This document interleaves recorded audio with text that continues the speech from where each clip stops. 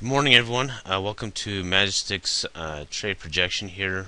With some of the videos that we've talked about, we'll put them in order in the fact that kind of the dates of when we talked about it, when it was posted on YouTube or our website as well. And then also on the back end, what we'll show you is kind of like the step-by-step in how I'm actually pursuing the markets. So kind of want you to understand these things are for educational purposes, but at the same time you could probably see why it's working, how it's working, and get an idea of what I'm thinking about and how I'm actually pursuing the market. So first thing, in the actual charts here, we've actually have the euro dollar here. We talked about it being in a descending channel here. We have lower lows and higher lows, of course, and then we had a trendline break established clear back here. Okay, a big trendline break, so it came down, retested, and we're at this stage where we had a head and shoulder pattern. Okay, we talked about a couple stop losses, exit strategies above the shoulder area, as well as this trend line area, but recently we punched downwards. This day hasn't closed yet, but it has committed downwards, showing some indication of the downward swing. Recently added a position for several reasons, but we'll go into more details about that. And you can actually use Majestic on a day chart perspective. So if you're a day swing trader, then you can also use it in a long-term perspective. Or if you're a shorter-term trader like a day trader or someone that's not in the market as long as a swing trader, then you can use it on different time frames as well. But again, we have this pattern here. Let's actually look at the 4-hour standpoint.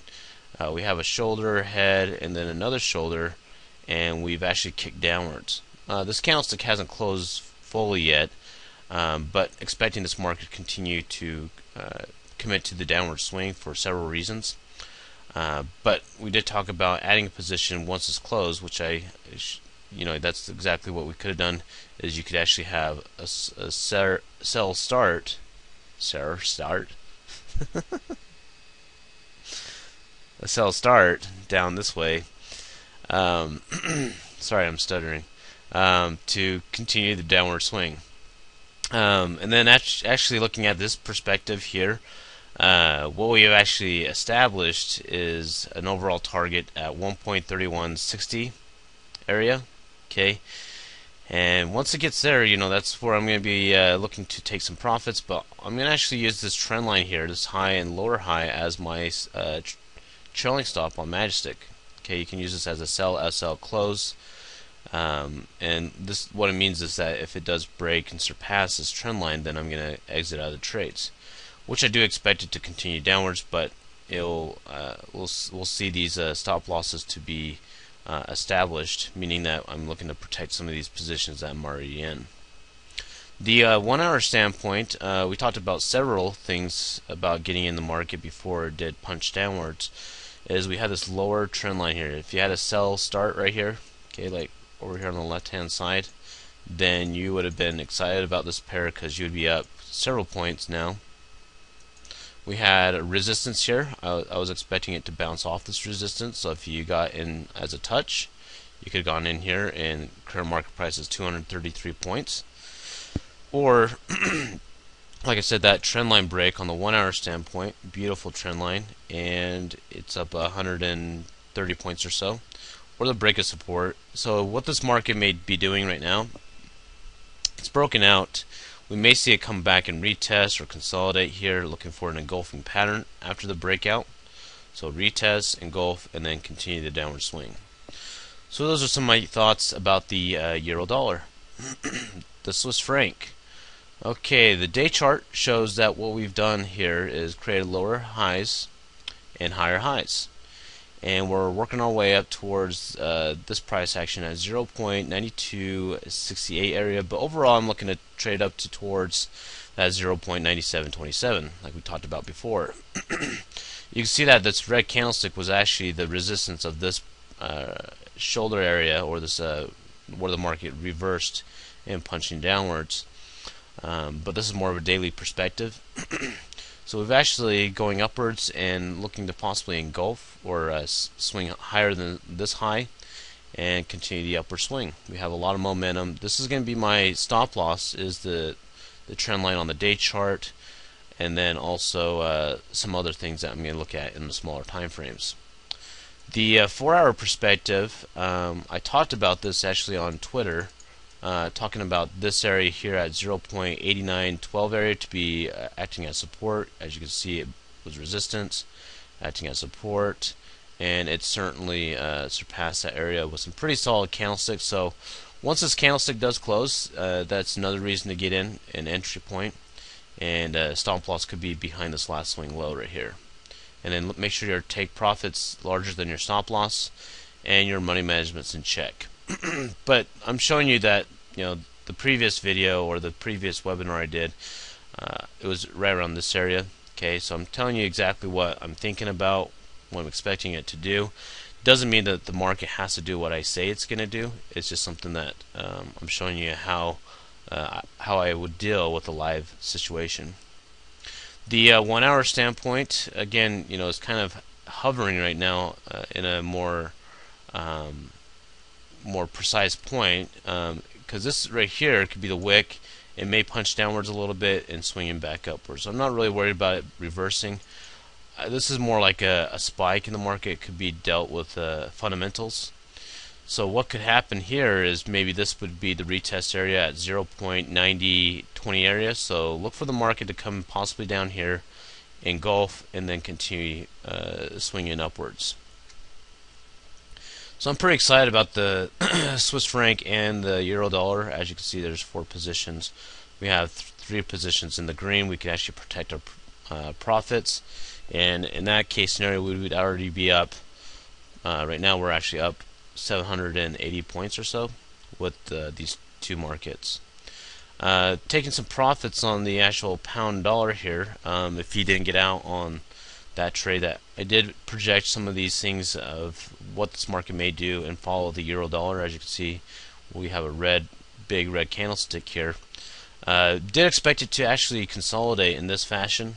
Okay, and I'm really looking for the break of this neckline right here at 1.5902 area. That's where I'm going to be more interested in those breaks. Okay, we can maybe even make it more precise in this fashion. We have this low, this higher low, and higher low like this.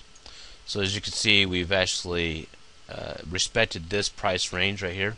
So if it breaks and commits, we're looking to trade back down towards the bottom of this channel here, which is at this area here at 1.5405 area. But swinging back to the actual current market price, a couple things I'm looking at is if this candlestick does end up red and closes at this price, then we're creating lower highs here as well as here. Okay. A 4-hour perspective, like I said, we talked about this being great support at 1.5900. So if you took that bounce trade, you would have actually gained up a few points there already. How it came down really quickly. We did talk about a bounce, which is about 40 points. So really quick 40 points you could have gained at this trade that we talked about. Okay. Other than that, you know, we've actually did talk about a trendline break on the 4-hour standpoint. This one's kind of steep. Or you could have looked at this point of view like this, which we have 2 respects. This was, you know, kind of a steeper trend line, but right here we have an entry point right here and stop loss above here, and possibly trend back down to the origination point. Okay, so let's actually change that. And the 1-hour standpoint, beautiful trend line. Okay, I did talk about this in Twitter as well, as I was looking at a 1-hour trend line. Beautiful break, pretty large candlestick, so depending if you got in or not, but still not that much drawdown. Again, you would have gained roughly 80 points if you did take some profits yet, or you'd still be up 50 points, which go ahead and take some profits right now. Okay, and look for another opportunity. But we did talk about that trendline break. If you were still awake and maybe got in at a better price like this, right around there, then good for you. You know, because my trendline was not as perfect. I could have done a little bit better job. That would have been a better entry point right there. And if that was, and I did talk about Majestic taking that trade, and you would be up 134 points from now. So go ahead and take some profits or protect your positions, trailing stops in this trade opportunity that we talked about. Okay. The USD yen. I talked about this market to be kind of hard to even trade, and I wasn't actually very interested in it. You can see we've been trading downwards. We did have a slight push down yesterday, and then we're kind of rebounding. But I did talk about it having a struggle in this area here at 77.54 area. Okay, if it engulfs. So I'm looking for a recommitment, or pretty much some kind of reason for it to continue down, possibly down to that 75.70 area. This market is probably a little bit more tougher to predict, but overall, I guess the statistic of it is to trade in the trend, which is the day trend is down. The 4-hour standpoint, it's punching downwards. Maybe the breakout that it had, we're looking for a retest of 77.87, maybe as a small feeler position, and then recommit or add a position once it does break that 77.54 area.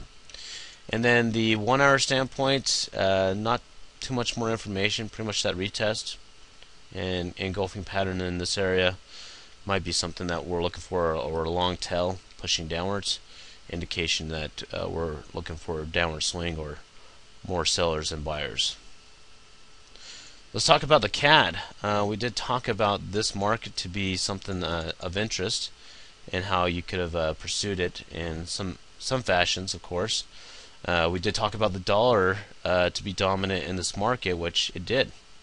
So day chart, we did talk about it being on a strong downtrend and breaking a major trend line.